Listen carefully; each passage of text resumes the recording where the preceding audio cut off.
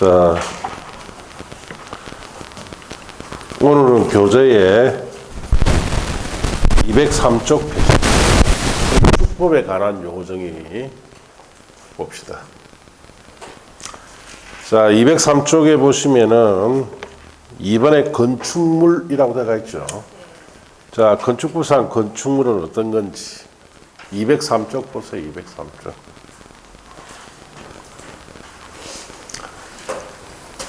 자, 건축물.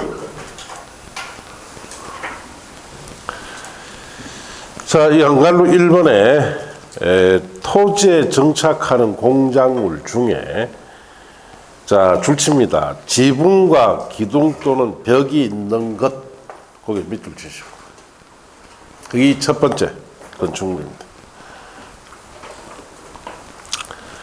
자, 그 다음에 갈로 뛰어넘으시고, 이에 딸린 시설물, 거기 줄치고. 대문 담장 같은 것을 두 번째입니다. 자, 양갈로 이번에 또 줄칩니다. 지하 또는 고가의 공작물에 설치하는 사무소, 공연장, 점포, 차고, 창고를 말한다. 그렇게 밑줄 치면 돼요. 자, 봅시다. 무슨 말인지.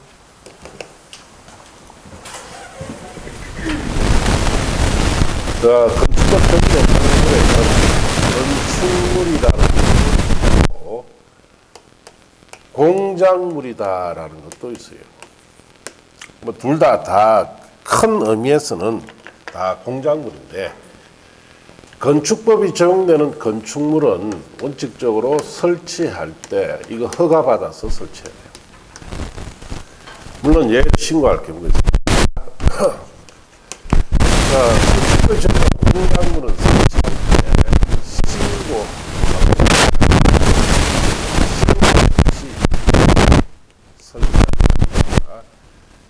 자, 건축법이 적용되는 공작물에는 허가받아 설치하는 경우는 없어요. 자, 그래서 건축물 하면 허가받아 설치하고 공작물에 신고하거나 신고 없이 설치하는데, 이 건축물의 본래 뜻은 지붕과, 이 과자는 지붕 구조가 꼭 있어야 된다는 뜻이에요. 기둥 또는 벽으로 구성이 된 구조물을 본래 의미의 건축물이다 이렇게 이야기합니다. 건축물은 지붕 구조가 있는 구조물이다 이 뜻이에요. 자, 공작물은 지붕 구조가 없습니다. 없고 기둥이나 벽으로 구성이 된 구조물일 때 공작물이다 이렇게 이야기를 합니다. 자, 그런데 건축법에서는 이 건축물에 추가로 두 가지 덜을 건축물로 본다 이 뜻이에요. 첫째, 이에 즉 지붕 구조에 딸린 시설물. 자, 그래서 지붕 구조에 딸린 시설물, 즉 대문이나 담장 같은 경우에는 지붕 구조에 딸렸을 때는 건축물로 봐라 이 뜻이에요.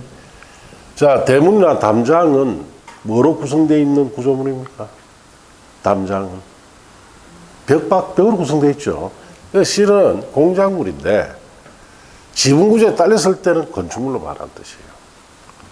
그 다음에 지하 땅 속에 고가 높은 곳에 설치되어 있는 공작물입니다. 이것도 공작물이에요.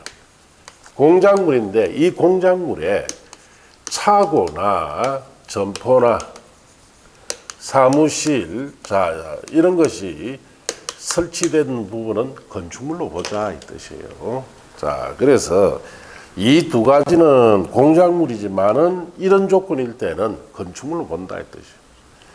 이거 그림 나타내면은, 이런 뜻이죠. 자, 여기에 지붕 구조가 있는 이 건물이 있습니다. 여기 담장이 이렇게 있다. 자, 여기 문도 있고. 자, 이럴 때는 이 담장이나 대문이 지붕 구조에 딸려 있죠. 그럼 이건 뭡니까? 이건 건축물이다 이 뜻이에요. 자, 여기에 빈 대지에 담장이 이렇게 쳐 있을 수가 있습니다. 자, 문이 이렇게 있고. 자, 이럴 때는 이건 뭐다? 공작물이다 이 뜻이에요. 예. 그 다음에 밑에 거. 자, 우리 차가 다니는 도로예요.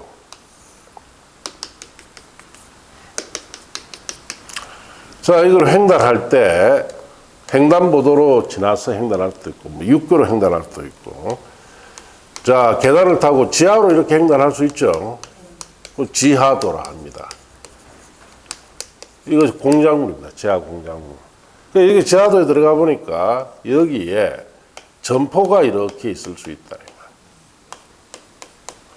자, 지하 공작물에 설치된 이 점포를 흔히 우리 지하 상가를 하죠. 지하 공작물에 설치되어 있는 이 점포는 뭐로 본다? 건축물로 본다 이 뜻이에요. 이럴 경우에는 건축물이 되고, 이럴 경우 건축물이 되니까 설치할 때 허가받아라 이 뜻입니다. 자, 그렇게 하시면 되고.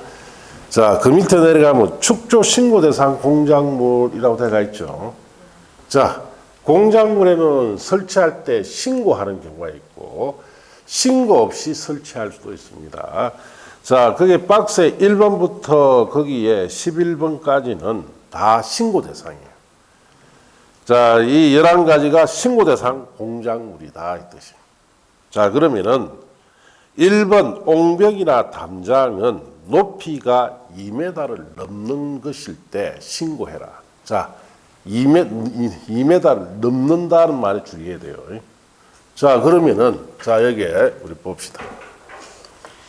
자, 이 담장은 자, 2m짜리입니다. 지붕에 딸려 있는 이 담장은. 자, 이거 설치할 때 뭐 해야 됩니까?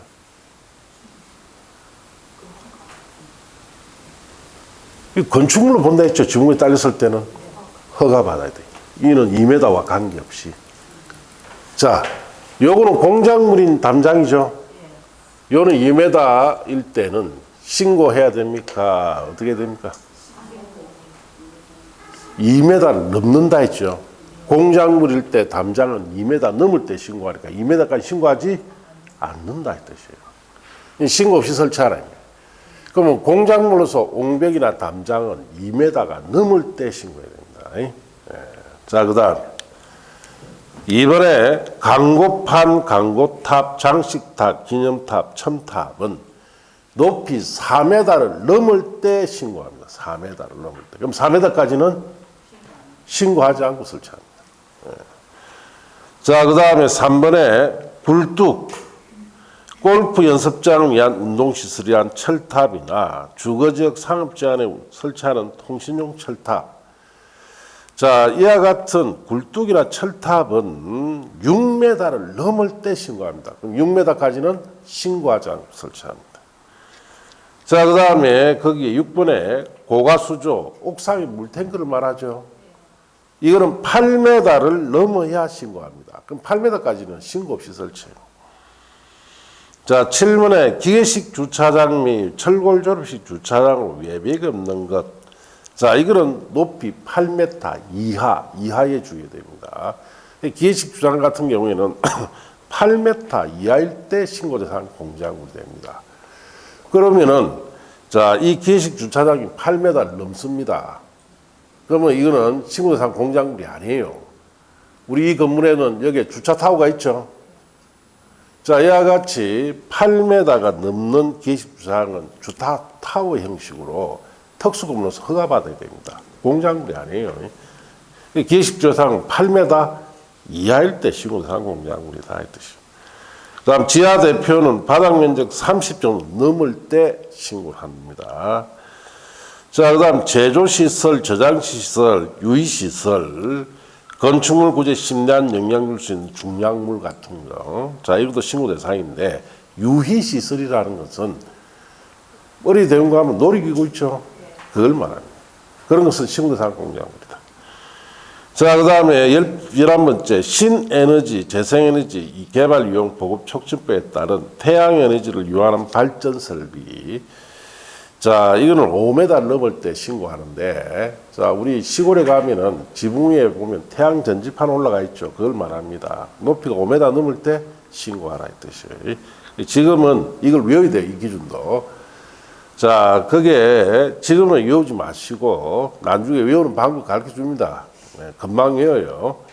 문제는 외우기만 해봐야 시험에 가면 다 틀려버립니다. 네. 자, 거기 1번부터 거기에 자 6번까지는 전부 다 기준은 어떻습니까? 넘어야 된다는 거. 그 다음에 7번의 기회식 주차장은 8m 이하라는 거. 자, 그런 점에 좀 주의하고 보셔야 돼요. 자, 그렇게 아시고. 자, 이제 넘어가서 그 다음 페이지 지하층 봅시다. 지하층. 1번에 밑줄 칩니다. 건축물 바닥이 지표 아래 있는 층으로서 해당 층의 바닥으로부터 지표면까지의 평균 높이가 층 높이의 2분의 1 이상인 것을 지하층이다. 그렇게 밑줄 친대요. 자, 여기 지표입니다. 자, 여기에 층이 있는데 일단 바닥이 지표 아래 가 있고 바닥에서 지표까지 평균 높이가 층 높이가 H라면은 2분의 1 H 이상이 되면은 이 층을 무슨 층이다? 지하층. 그러면 쉬운 말로 층 높이의 절반 이상이 땅속에 들어가 있으면 무슨 층이다? 지하층이다. 이 뜻이에요.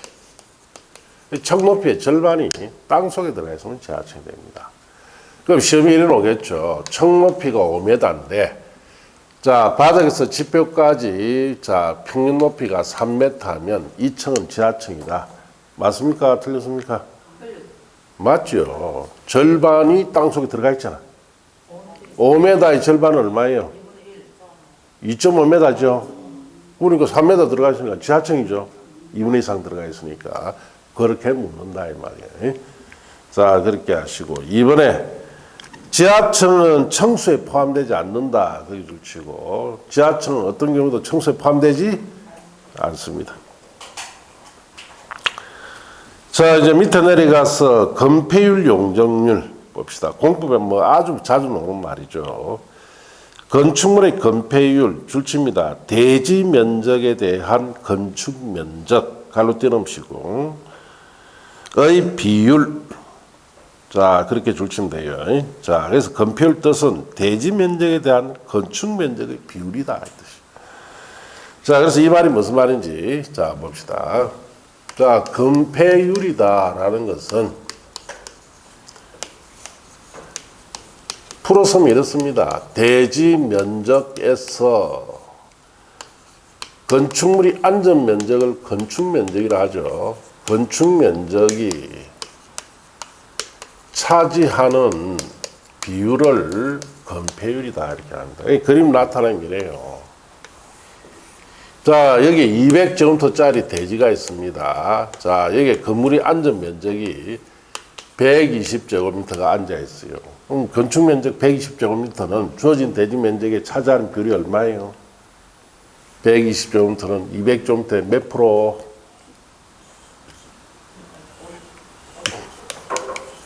60%죠. 자, 그러면은 주어진 대지 면적의 60%가 건축 면적으로 앉아 있다는 뜻이에요. 그리고 주어진 대지 면적의 자, 60%까지 건축 면적으로 사용할 수 있다. 이게 건폐율이에요. 이 건폐율은 주어진 대지 면적에 자, 어느 정도까지 건물을 앉힐 수 있느냐 이 뜻이에요. 그래서 건폐율 같은 경우에 100%짜리는 없습니다. 건폐율 100%라면 대지 면적만큼 건물에 앉았다는 뜻이죠. 이런 것은 있을 수가 없어요. 자, 그런데 우리나라는 그렇다 이 말이에요. 그런데 일본에 가보시면은 좀 다릅니다. 우리나라하고. 일본 같은 경우 제가 보니까 건폐율이 거의 100%까지 안 추는 경우를 봤어요. 상당히 많이 봅니다. 왜 그럴까요? 일본은 뭐 97%, 8%까지 안 춥니다. 우리는 최고는 90%예요. 일본은 지진이 많이 나기 때문에 건물이 높게 올라가야 되니까 옆으로 퍼져야 됩니다. 옆으로 퍼져야 되죠. 그래야 지진에 견딘단 말이에요. 그래서 일본 같은 경우에는 용적률은 되게 엄격합니다. 그런데 건폐율은 좀 완화되어 있어요. 왜? 지진이 많이 나기 때문에 옆 건물과 옆 건물이 서로 붙어 있어요. 벽이. 그래야 서로 지지를 하니까.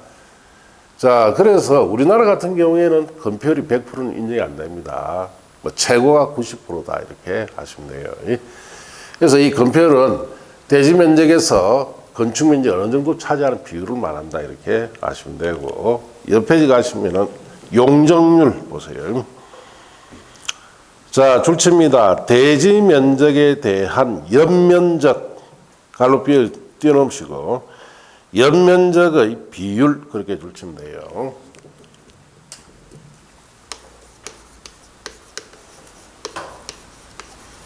자, 용적률은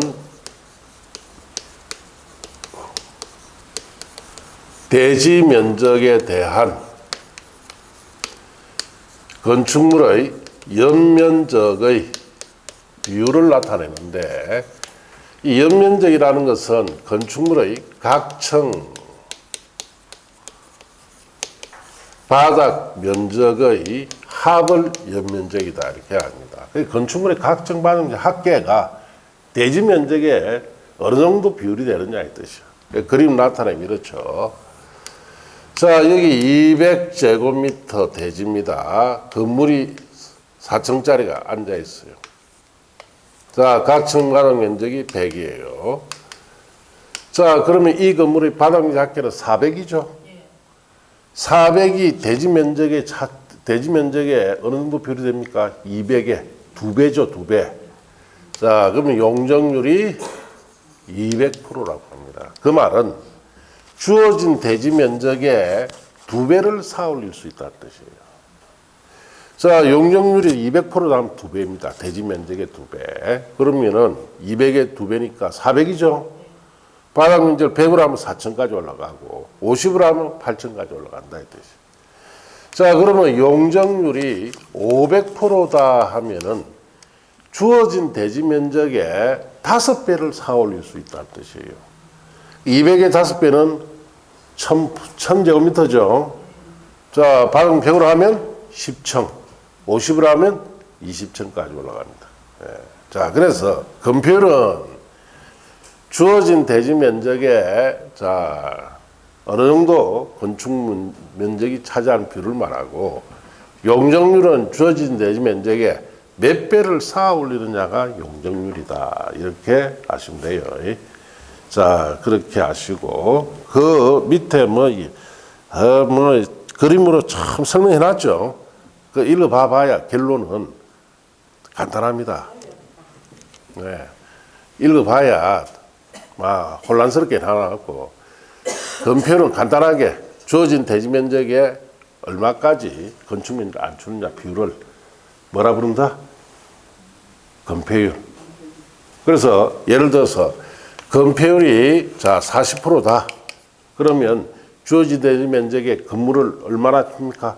40% 안 준다 이 뜻이. 200에 40%는 80제곱미터죠. 그렇게 합니다.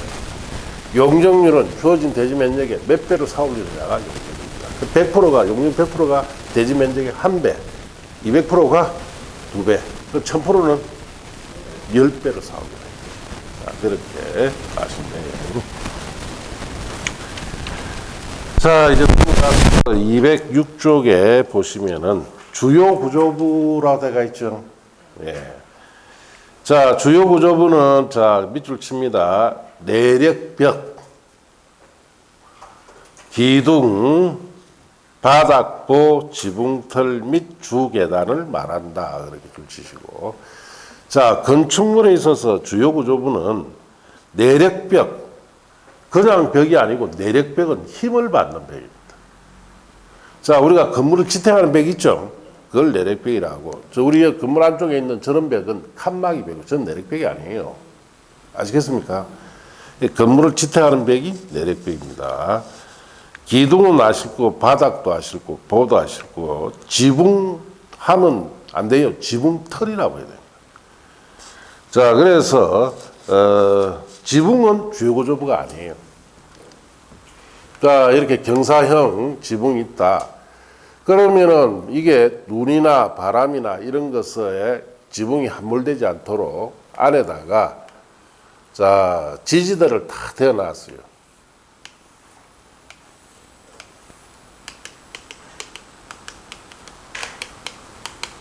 요걸 뭐라 부른다? 지붕틀이랍니다. 이게 주요 구조고예요. 지붕은 아니에요. 그 다음에 주계단이 자 주요 구조부다. 다만 사익기둥, 차층바닥, 작은보, 차양, 오개계단 그 밖에 이와 유사한 것으로 건축물 구조상 중요치 않는 부분은 제외합니다. 자 이렇게 하시고 자 그다음 내려가시면 고층 건축물 등이 있죠. 고층 건축물은 줄칩니다. 층수가 30층 이상이거나 높이가 120m 이상 건축물 그렇게 줄치면 돼요.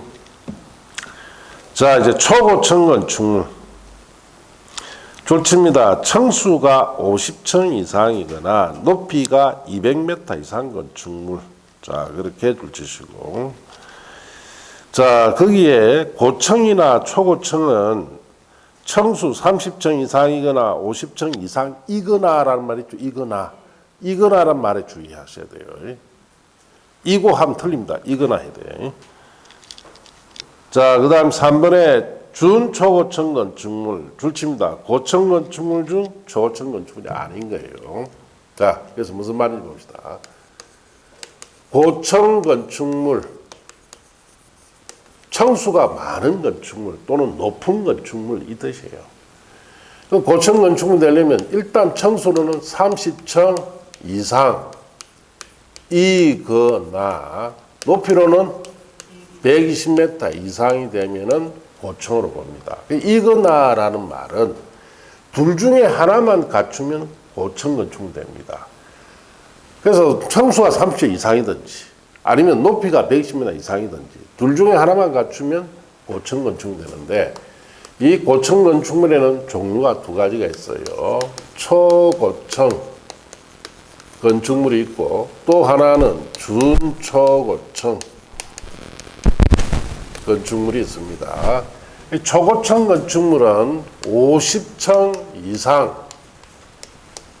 이상이거나 높이가 200m 이상이면 이것도 200m 때문에 둘 중에 하나만 해당되면 초고층.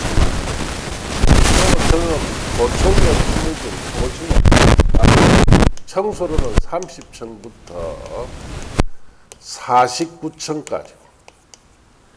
자, 높이는 120m부터 자, 199.9m. 자, 이 사이에 둘 다 해당이 되어야 뭐가 된다? 준초고층이 됩니다. 준초고층은 층수는 30층부터 49층까지고 높이는 120m부터 199.9m까지를 우리가 준초고층 건축물이라고 합니다. 이 두 가지 조금 다 갖춰야 되기는. 시험에 이르러 옵니다. 자, 층수는 48층이고 높이는 201m인 건물은 무슨 건물입니까? 층수 48층이고 높이는 201m. 여기 해당되죠? 둘 중에 하나만 해당되면 되죠. 201m니까 200m 이상 됐죠. 초고층이다 이렇게 이야기하시면 돼요. 자 그렇게 시험에 나옵니다. 자 옆에 가서 리모델링 봅시다. 건축물을 노후화 억제하고 기능 향상을 위해서 밑줄 칩니다. 대수선하거나 일부 정축, 개축하는 행위를 말한다. 자, 그래서 우리 건물이 오래되고 좀 낡으면 재단장을 해야 되죠. 건물을 재단장하는 방법이 리모델링인데 리모델링으로 통해서 재단장하는 방법은 세 가지예요. 대수선해도 되고 아니면 일부를 정축하든지 개축하면 된다 이 뜻이에요. 자 그렇게 하시고 2번 리모델링에 대한 특례는 지금 보실 거 없습니다. 발코니도 마찬가지. 자, 다중용 건축물로 갑시다. 불특정한 다수 사람들이 이용하는 건축물로서 자 박사는 1번 다음 어느 하나에 해당하는 용도로서는 줄칩니다. 바닥 면적 합계가 5,000점 이상 건축물.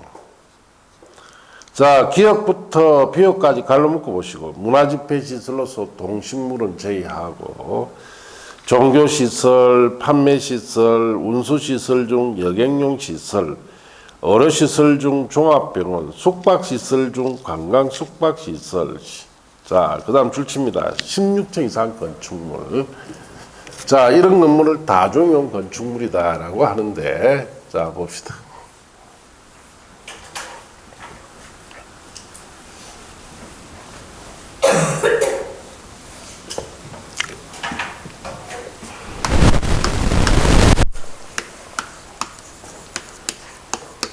자, 다중용 건축물은 많은 사람들이 이용하는 건축물이에요.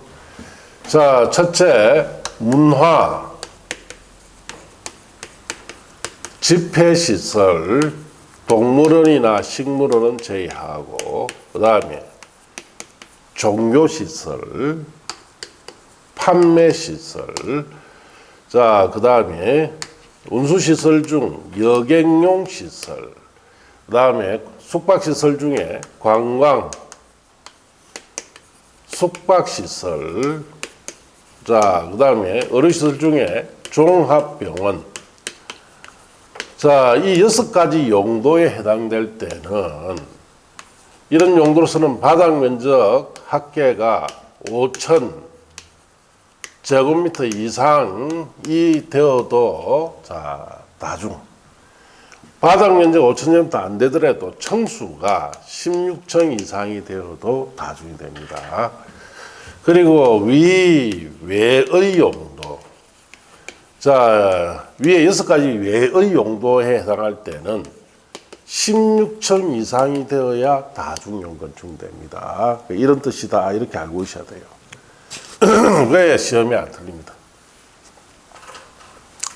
자, 시험은 이래 놔요. 자, 첫째, 다음 중 다중용 건축물에 해당하는 걸 찾아라. 자, 그래서 판매시설로서, 자, 4,000제곱미터 이고 층수는 16층. 2번, 교육 연구시설로서, 자, 바닥은 6,000제곱미터, 층수는 14층. 3번, 위락시설입니다. 위락시설로서, 자, 바닥은 4,000제곱미터, 자, 층수는 16층. 자, 1번은 다중용 건축물입니까? 아닙니까? 자, 6개 용도에 해당되는지 확인해 보세요. 판매시설은 저기 있죠? 6개. 5,000원 이상 돼도 다중, 아니면 층수가 16층 이상이 다중이에요. 16층이네, 다중이다. 2번은, 자, 6개 용도에 안 들어가 있죠? 자, 그럼 외의 용도예요. 이럴 때 무조건 16층 이상일 때, 바닥 면적과 관계없이. 14층이면 안 되겠죠? 자, 3번 위락시설은 위에 6가지 용도가 아니죠? 자, 위에 외의 용도니까 층수가 어떻게?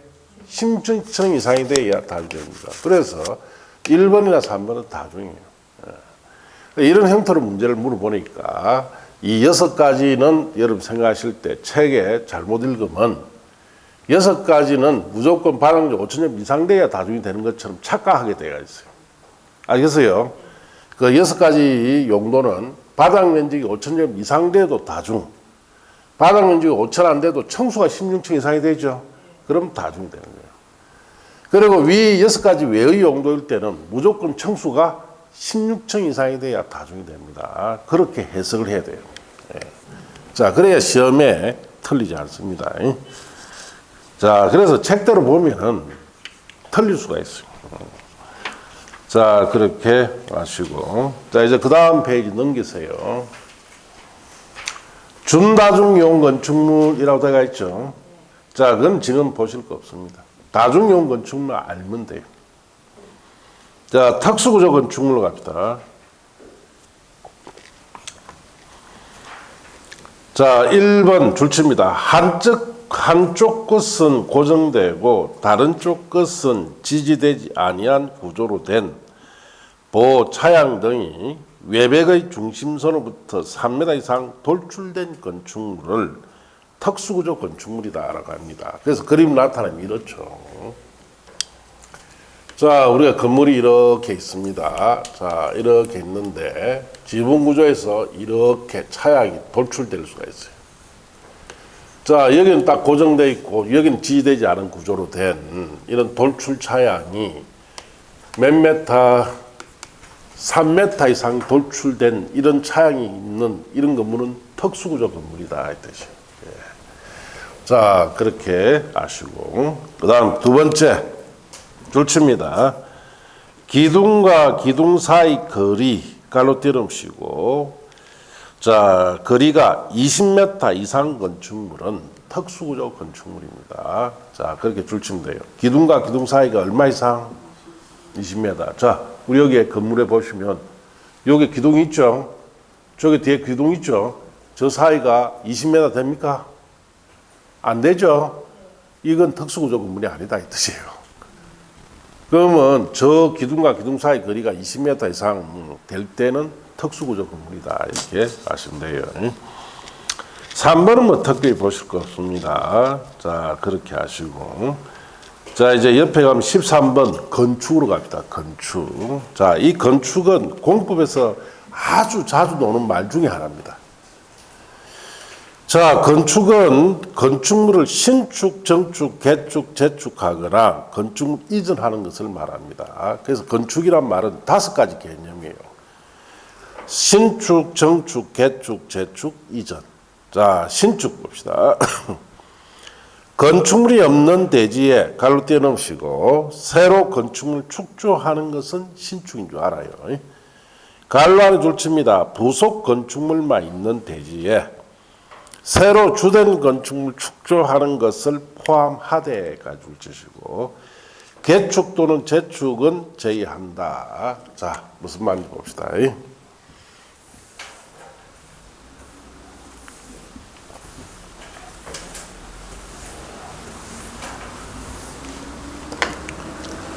자, 건축이다라는 말은 새로 짓는다 신축, 늘려 짓는다 정축, 고쳐 짓는다 개축, 다시 짓는다 재축, 위치를 바꾼다 이전, 이 5가지가 건축입니다. 자, 신축은 건축물이 없는 빈 대지입니다. 빈 대지에 여기에 건물을 하나 이렇게 짓는 거는 누구나 다 신축인 줄 알아요. 그 신축에서 주의해야 될 것이 뭐냐면 자, 여기에 부속 건축물이 있는 대지에 주된 건축물을 짓는 것까지 뭐로 봐라? 신축으로 봅니다. 부속 건축물이 있는 대지에 주된 것을 지을 때는 신축이다 이 뜻이에요. 자, 그 다음에 이번에 정축 봅시다. 자, 정축은 줄칩니다. 기존 건축물이 있는 대지 안에 건축물의 건축 면적, 연면적, 자, 그 다음에 높이, 다음에 하나 빠졌어요. 청수를 넣었어요. 높이, 정수를 증가시키는 것을 말한다. 그렇게 줄치면 돼요. 자, 높이 다음에 청수도 들어갑니다.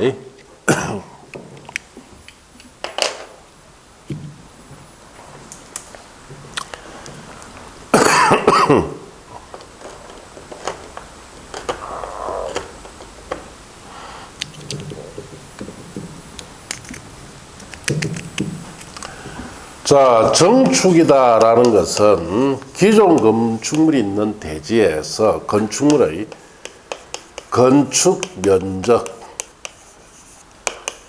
연면적, 청수, 높이, 자, 이런 것이 한 가지라도 늘어나는 것을 뭐라 부른다? 정축이다라고 합니다. 자, 그래서 자, 여기에 주된 건축물이 있는데 자, 여기에 부속 건축물 하나 짓는다. 이건 정축이죠. 이 거꾸로죠, 이거.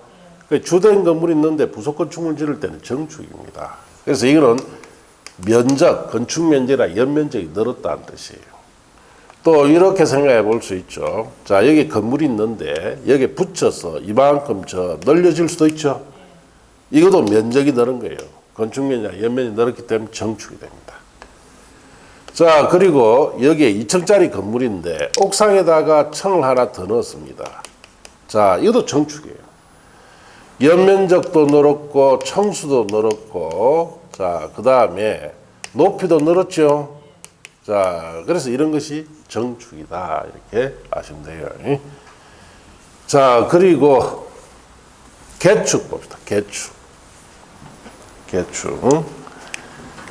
자, 줄칩니다. 기존 건축물 전부 또는 일부 줄치고, 일부는 갈로 또 줄칩니다. 내력벽, 기둥, 보, 지붕, 털까지 줄치고 갈로 떼놓으시고, 중 셋 이상 포함하는 경우 말한다를 해체하고, 그 대지 아래 종전과 같은 규모 범위 안에서 건축물 다시 축조하는 것, 그렇게 줄치면 돼요.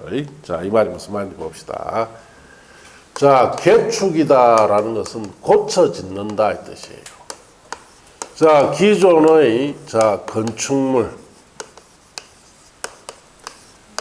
전부나 일부를 철거합니다. 전부 다를 철거해도 되고 일부를 철거해도 됩니다.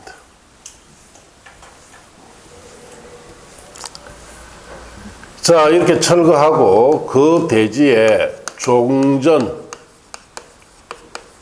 규모 범위 내에서 다시 축조를 하는 것을 개축이다 이렇게 합니다. 자, 일부 건물을 조금만 철거하고 개축이라 할 수는 없어요. 일부를 철거할 때 개축이 되는 범위가 있습니다. 내력벽, 기둥, 보, 지붕털 중에서 몇 종류 이상이, 세 종류 이상이 철거되어야 개축이 됩니다. 자, 내력벽 한 곳, 기둥 하나, 보 하나 철거했다. 그럼 개축이 된다 이 말이에요. 만일에 기둥 2개, 보 하나 철거했다. 2종류밖에 안 되죠. 그럼 개축이 안 돼요. 개축이 되려면 일부 철거해서 개축이 되려면 이 4종류 중에 3종류 이상이 철거를 해서 종전 규모 범위 내에서 축조를 해야 됩니다. 그럼 종전 규모 범위 내라는 것은 종전 규모와 같거나 작게 다시 축조해야 개축이 된다 이 뜻이에요. 그래서 그림 나타내면 이렇습니다. 자, 여기 우리 100제곱미터짜리 건물이 있습니다. 이걸 전부 철거할 수도 있고 일부 철거할 수도 있습니다. 세종 포함해서. 자, 전부를 철거해서 종전보다 작게 90제곱미터로 다시 축조했어요. 뭡니까 이거는? 종전보다 같거나 작게 지었죠? 개축이다. 이제는 종전보다 규모를 크게 지었어요. 120제곱미터. 이름 뭡니까? 자, 전부 철거하고 초과되었죠. 그럼 신축입니다. 자, 그 다음에 일부를 철거합니다. 종전과 같이 100제곱미터로 지었다. 종류가 같거나 작게 되었으니까 개축. 자, 종전보다 이제 크게 지었습니다. 120제곱미터로. 자, 이때는 정축이 됩니다. 정축. 그래서 여러분 시험에 잘 틀린 부분이 이 부분이에요. 전부를 철거하고 초과되었죠. 그럼 뭐? 신축. 일부를 철거하고 초과되었죠. 정축이 됩니다. 이걸 잘 틀려요. 예. 전부 철거를 했는데 종전보다 크게 지었다 하면 신축이고, 일부를 철거했는데 종전보다 크게 지었다 하면 정축이 됩니다. 자, 이런 점에 주의하시고, 그 다음에 네 번째 재축 봅시다. 자, 줄칩니다. 건축물이 천재지변이나 그 밖에 재해로 멸실될 경우, 그까지 줄치고, 그 대지에 다음 요건을 모두 갖추어 다시 축조하면은 재축이 되는데, 1번 줄칩니다. 연면적계는 종전 규모 이하일 것. 이번에 동수청수 높이는 다음 어느 하나에 해당할 것. 기억에 자 줄칩니다. 동수청수 높이가 모두 종전규모 이하일 것. 니은에 줄칩니다. 동수청수 높이 어느 하나가 종전규모 초과할 경우 해당 동수청수 높이가 법 영조례에 적합하면은 초과하는 것까지는 제축이 됩니다. 자, 그래서 자 봅시다. 제축이라는 것은 다시 짓는다 이 뜻이에요. 그래서 재해로 뭐 천재지변이나 인간이 만든 재해로 건물이 멸실이 됐어. 무너졌다. 무너진 것을 다시 축조하는데 이 조건을 갖춰서 합니다. 첫째, 연면적 합계는 종전 규모 이하가 되도록 종류가 각각나 작게. 그 다음에 두 번째, 동수, 청수, 높이 이런 것은 자 종전 규모 이하로 지어도 제축. 이 중에 한 가지 정도가 초과되는 것까지 자 제축으로 봅니다. 그래서 그림 나타내 이렇습니다. 자 여기에 1층 바닥 면적 100, 2층 바닥 면적 100, 높이 12m짜리 건물이 재해로 무너졌어요. 자, 그래서 짓는데 1층 바닥 면적 100, 2층은 90, 높이는 12m로 지었습니다. 이게 뭡니까? 자, 요 조건 따져보면 되죠. 자, 연면적이라는 것은 각 층 바닥 면적 합계를 말해요. 200이고 190이니까 종전 규모 이하로 됐죠. 작게 됐으니까. 자, 그 다음에 이는 한동, 청수 2층, 높이 12 그대로죠. 그럼 종전 규모 여기에 해당되니까 뭐가 된다? 제축이 돼요. 자, 이제는 이렇게 지었어요. 1층 바닥 면적 100, 2층 바닥 면적 100, 높이는 14m. 자, 이렇게 지었단 말이에요. 연면적 합계는 200 그대로죠. 한동. 자, 그 다음에 청수 2층 그대로입니다. 단 높이가 한 가지가 초과됐죠. 높이 하나 딱 초과됐어요. 이것도 뭐로 본다? 제축으로 봐라 이 뜻이에요. 이런 뜻입니다. 자, 이제 그 다음에 5번에 이전. 자, 건축물을 줄칩니다. 그 주요 부조부를 해체하지 아니하고. 자, 그 다음에 같은 대지안의 그게 줄치고 단위적 옮기는 것 이걸 이전이다 이렇게 합니다. 그래서 그림 나타내면은 이렇습니다. 자, 여기 한 대지 안에 건물이 여기 있어요. 자, 이 건물의 주요 구조부를 해체하지 않고 자, 같은 대지 안에 이 위치로 이렇게 옮기는 것을 뭐라 부른다? 이전이라 합니다. 그래서 이런 건물들은 조립식 건물이라든지 아니면 컨테이너 하우스 같이 크레인 들 수 있는 건물 있죠? 거기에만 적용돼요.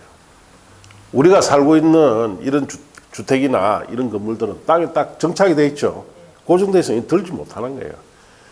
그래서 쉽게 들을 수 있는 뭐 대표적인 컨테이너 하우스나 뭐 조립식 건물 같은 경우 이렇게 들어서 옮기는 것을 이전이라 합니다. 자, 그렇게 아시면 돼요. 자, 그래서 건축이란 말은 공부에 자주 나옵니다. 그래서 5가지죠. 신축, 정축, 개축, 재축, 이전. 자, 이런 뜻이다. 그렇게 아시고. 자, 이제 그 다음 페이지 가시면 14번에 대수선이라고 되어 있죠. 자, 그 위에 그림에 보시면 재축 그림 찾았습니까? 재축. 제일 끝에 그 재축은 잘못된 거니까 그건 없애버리세요. 자, 14번 대수선부터 또 잠시 쉬었다 갑시다.